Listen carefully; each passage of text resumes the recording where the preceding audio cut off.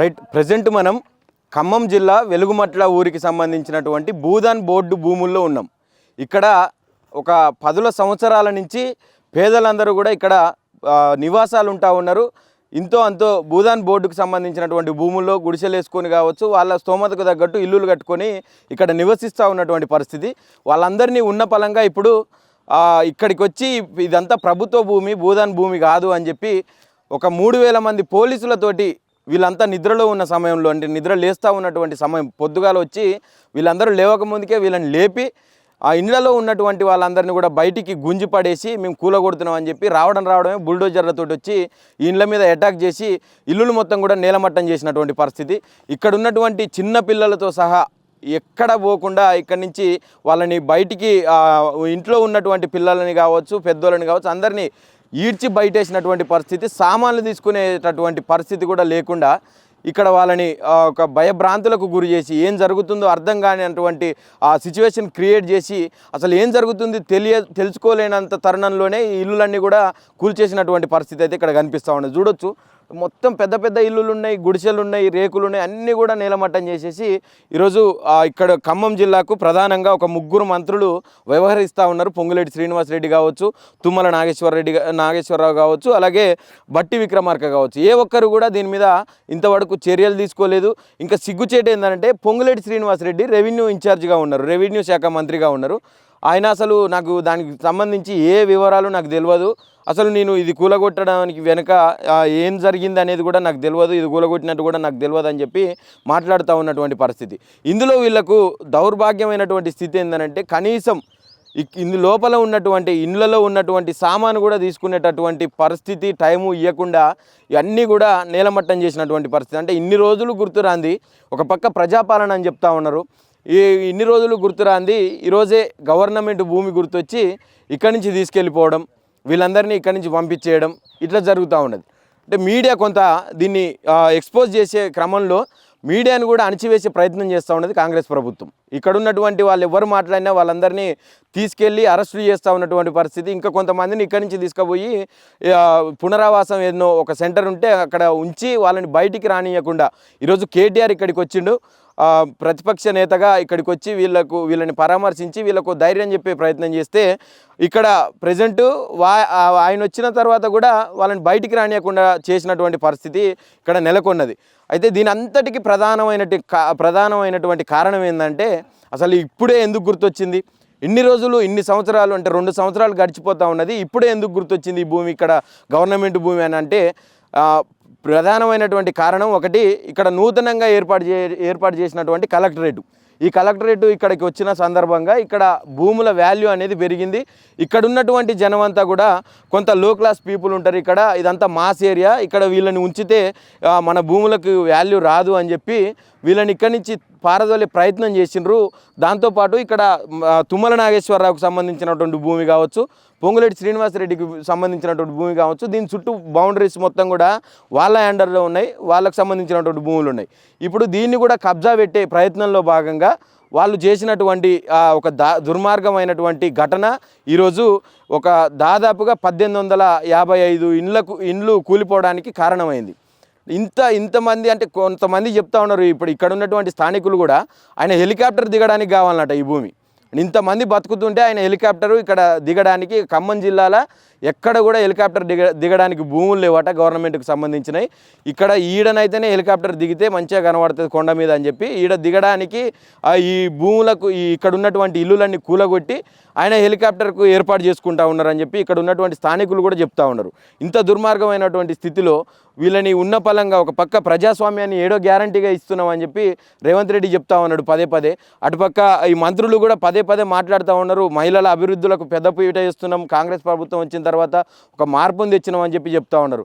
చూడొచ్చు, వందలాది ఇల్లులు ఉన్నాయి. ఇక్కడ 100 ఇల్లులన్నింటినీ కూడా కూలగొట్టి మొత్తం ఎక్కడికక్కడ నేలమట్టం చేసి ఇక్కడ ఉన్నటువంటి సామాన్లు కూడా తీసుకొనియకుండా వీళ్ళని ఇక్కడి నుంచి పంపించేసే ప్రయత్నం చేస్తూ ఉన్నారు.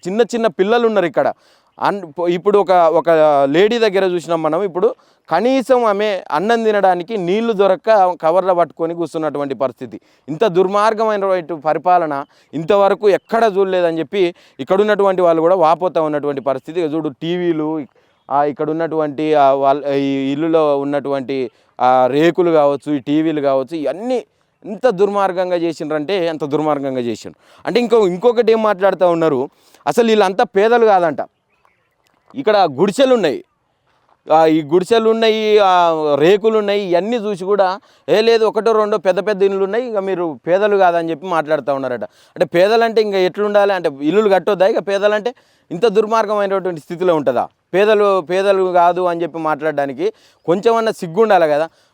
ఒక పక్క అన్యాయాలు జరుగుతున్నాయి, ఒక చిన్న పాపని 2 నెలల పాపని రీసెంట్గా నాగర్ కర్నూలులో చంపేస్తే దాని మీద చర్యలు తీసుకునే పరిస్థితిలో లేదు ఈ పోలీసు వ్యవస్థ కావచ్చు, ప్రభుత్వం కావచ్చు. కానీ ఈరోజు వేలాది మంది పోలీసులను పెట్టి ఇక్కడ ఇల్లులు కూల్చేసే దాంట్లో చాలా సక్సెస్ అయ్యారని చెప్పొచ్చు. అంటే ఎందుకు చేస్తూ ఉన్నారు? ఇది నిజంగానే ఇది ఒక భారీ భూ కుంభకోణానికి తెరలేపుతా ఉన్నారని చెప్పి వీళ్ళు కూడా చెప్తా ఉన్నారు.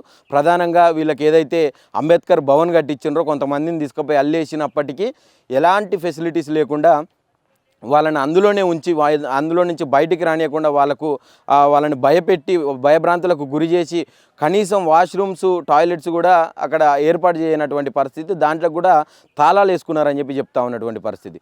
ఇంత దుర్మార్గమైనటువంటి సిచ్యువేషన్లో నిజంగా ప్రభుత్వం ఏం చేస్తూ ఉన్నది? రేవంత్ రెడ్డి గారికి ఒక గొప్ప కీర్తి లభిస్తూ ఉన్నది రోజు రోజుకు. ఏంటంటే కట్టుడేమో కానీ కూలగొట్టుట్లో నెంబర్ 1గా ఒక మార్పు ఏదైతే ఆయన చెప్తా ఉన్నాడో, నేను మార్పు తెస్తా అని, ఆ మార్పు మాత్రం 100% వచ్చింది కూలగొట్టే దాంట్లో అని చెప్పి ప్రజలు ఈరోజు తెలంగాణ రాష్ట్ర వ్యాప్తంగా కూడా చర్చ జరుగుతూ ఉన్నది. నిజంగా మరి రేవంత్ రెడ్డికి ప్రజల మీదనే చిత్తశుద్ధి ఉంటే ఈరోజు దీనికి మీరే సమాధానం చెప్పాలి, పూర్తి బాధ్యత రేవంత్ రెడ్డి వహించాలని చెప్పి ఇక్కడున్నటువంటి 3 మంత్రులు, సిగ్గుచేటు 3 మంత్రులు ఖమ్మం జిల్లాకు ఉండడం, 3 మంత్రుల నుండి కూడా ఇక్కడ 1800 అంటే దాదాపుగా 2000 ఇల్లులను కూల్చేసినటువంటి ఘనత మీ 3 మంత్రుల సారథ్యంలో ఈరోజు ఇక్కడ కనిపిస్తూ ఉన్నది. అంటే వీళ్ళు ఎట్టి పరిస్థితులు అంటే ఇప్పటికి ఇక్కడ ఒక 9 నెలల క్రితం కరెంటు కట్ చేసిరట. 9 నెలల నుంచి కరెంటు లేకుండా వీళ్ళు నీళ్లు లేకుండా ఏదో బతుకుతూ ఉన్నారు. రూపాయి కూడేసి ఏదో సోలార్ ప్లేట్ పెట్టుకొని దాని ద్వారా 3 రోజులకు 4 రోజులకు వచ్చినటువంటి నీళ్ళను పట్టుకొని వాళ్ళు ఇక్కడ జీవనం కొనసాగిస్తూ ఉంటే ఈరోజు దాన్ని కూడా కూల్చేసినటువంటి పరిస్థితి, పలగొట్టినటువంటి పరిస్థితి. మరి ఈరోజు ఇంత దారుణంగా ఉన్న ఇంత దారుణంగా ఉన్నటువంటి వ్యవస్థ మరి మారుతుందా? కలెక్టరేట్ మనకు కనిపిస్తూ ఉన్నది, కూతవేటు దూరంలో కలెక్టరేట్ కనిపిస్తుంది. కలెక్టర్కి కూడా ఈ విషయం తెలియదు అని చెప్పి కలెక్టర్ మాట్లాడుతూ ఉన్నారట. అంటే ఏం చేస్తూ ఉన్నారు? ప్రజాస్వామ్యం ఎటుపోతూ ఉన్నది తెలంగాణ రాష్ట్రంలో? అసలు నిజంగా అంబేద్కర్ గారు రచించినటువంటి రాజ్యాంగమే కొనసాగుతున్నదా, లేదంటే కాంగ్రెస్ రాజ్యాంగం నడుస్తూ ఉన్నదా, పోలీసు రాజ్యాంగం నడుస్తూ ఉన్నదా? అర్థం కాని సిచ్యువేషన్లో ఈరోజు ఖమ్మం జిల్లా, తెలంగాణ మొత్తం కూడా ఒక ఆలోచించాల్సినటువంటి పరిస్థితి అయితే ఉన్నది. నిజంగా ఎంతైనా కొంతమంది చెప్తా ఉన్నారు, మా సామాన్లకు ఏదైతే ఉన్నాయో దాంట్లో డబ్బులు కూడా ఉన్నాయి, బీరువాళ్ళల్లో ఉన్నటువంటి డబ్బులను కూడా తీసుకొని ఇచ్చేటటువంటి పరిస్థితి లేదని చెప్పి ఒక ఆమె చెప్తా ఉన్నది. ఒక ఆమె అంట పాపం ఉన్న ఇంటి ఊర్లను, సొంత ఊర్లలో ఉన్నటువంటి భూమి జాగాలన్నీ కూడా అమ్ముకొని, ఉన్న జాగాలన్నీ కూడా అమ్ముకొని వచ్చి ఇక్కడ ఇల్లు కట్టుకుంటే లాస్ట్ ఒక్కసారి పోయి మా ఇంట్లో తిరిగి వస్తా అని చెప్పినా కూడా కనికరించకుండా వాళ్ళని అట్లనే పడగొట్టినటువంటి పరిస్థితి, గుంజేసి బయట ఇల్లుగుల కొట్టినటువంటి పరిస్థితి. ఎంత దారుణంగా అంటే ఒక సాధారణమైనటువంటి వ్యక్తికి, ఒక మిడిల్ క్లాస్ వ్యక్తికి, ఒక మిడిల్ క్లాస్ మనుషులు ఎవరైతే ఉంటారో వాళ్ళకు ఇల్లు అనేది ఒక కళ. అంటే ఉన్నాయి అమ్ముకొచ్చి ఇల్లు కట్టుకొని లోపల కనీసం కూలగొట్టే ముందర నేను నా ఇల్లు ఒకసారి నేను తిరిగి వస్తా అని చెప్తే కూడా కనికరించకుండా, గింత కనికరం లేకుండా ప్రభుత్వం ఒక రక్కసిలాగా వాళ్ళ రాక్షస పాలన నడిపించుకుంటా వాళ్ళని ఈడ్చేసి బయట కూలగొడతా ఉన్నారంటే అసలు ఏం జరుగుతూ ఉన్నది తెలంగాణలో? ఎటుపోతూ ఉన్నది తెలంగాణ?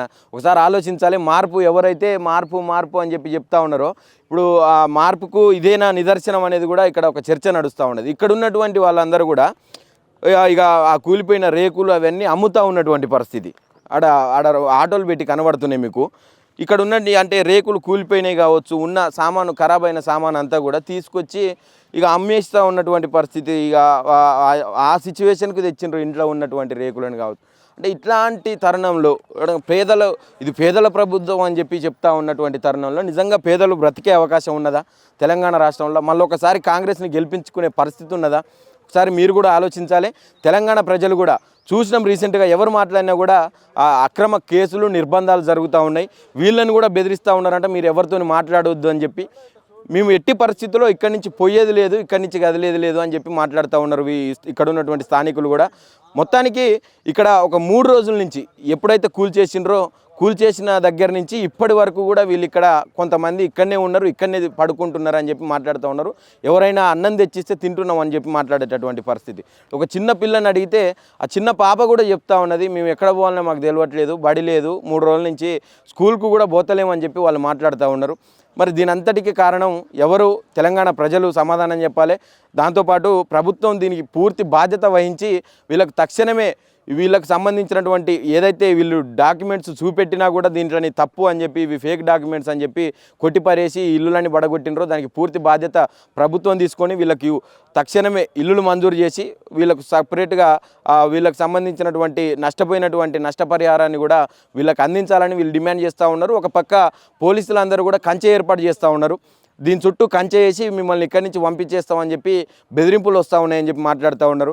వీళ్ళని కూడా ఇక్కడి నుంచి పంపించేస్తే మేము మందు డబ్బాలు తెచ్చుకొని కూర్చోడానికైనా సిద్ధమే తప్ప ఈ నుంచి అయితే పోయే ప్రసక్తి లేదని చెప్పి వీళ్ళు చెప్తా ఉన్నటువంటి మాట. ఎట్టి పరిస్థితుల్లోనూ వీళ్ళకి సంబంధించినటువంటి పట్టా ఇల్లులు మాకు ఇచ్చే వరకు మేము కోల్పోయిందంతా మాకు తిరిగి ఇచ్చేంత వరకు మేము ఇక్కడి నుంచి కదిలే ప్రసక్తి లేదు, మేము చావుకైనా వెనకాడమని చెప్పి చెప్తా ఉన్నారు. చూడాలి మరి ఏం జరుగుతుంది. నిజంగానే ప్రభుత్వం చొరవ తీసుకొని దీనికి ముందలికి పోతుందా లేదా అనేది చూడాలి. ఖచ్చితంగా దీనికి పూర్తి బాధ్యత వీళ్ళు చెప్తా ఉన్నట్టు పొంగులేటి శ్రీనివాస్ గారు దీనికి బాధ్యత చేపట్టి, అలాగే తుమ్మల నాగేశ్వరరావు వీళ్ళిద్దరూ ముఖ్యంగా దీన్ని బాధ్యత తీసుకొని పక్కా ఇల్లులు కట్టించి వీళ్ళని ఆదుకోవాల్సిందిగా ఆద్య టీవీ తరఫున డిమాండ్ చేస్తూ ఉన్నాడు.